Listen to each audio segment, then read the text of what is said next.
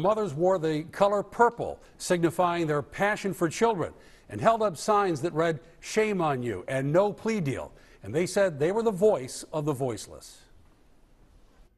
These moms are determined to see that Shelley Sick, if convicted, gets the maximum the law allows. That could be a year in jail. My daughter constantly complained of being thirsty and not having anything to drink. She showed signs of dehydration. I would get there and she hadn't been changed all day. They often were not changed. Sick did her best to avoid our camera today. She is charged with 14 counts of endangering the welfare of a child for leaving up to 7 small children home alone on 2 occasions, while police say she went to a local McDonald's to get food for herself.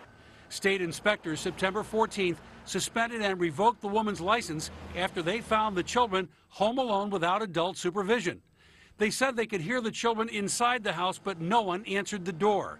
They eventually confronted Sick in her driveway when she returned from McDonald's. This parent says her daughter didn't get the care she deserved.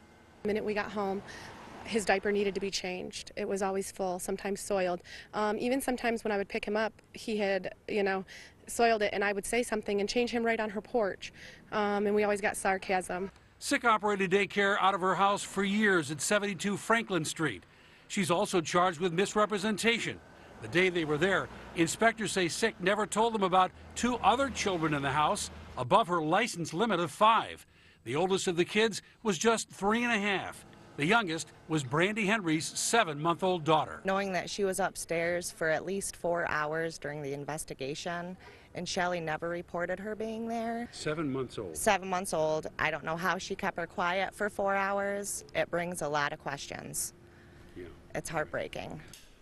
The mothers also told me their children were always kept in a back room and were never allowed to play outside, something they said neighbors noticed. You notice they say it brings out a lot of questions, but I'm sure it brings out a lot of anger that they're holding back as well. But what's next in the case, Ray? Well, next is that Shelley Sick has a day in court in December. These are misdemeanor charges. I spoke with a Livingston County assistant DA on the case today. He said there is no offer of a plea deal. Parents were concerned about that possibility. All right. Thank you, Ray Lovato. Thank you, Ray, for that report. There are no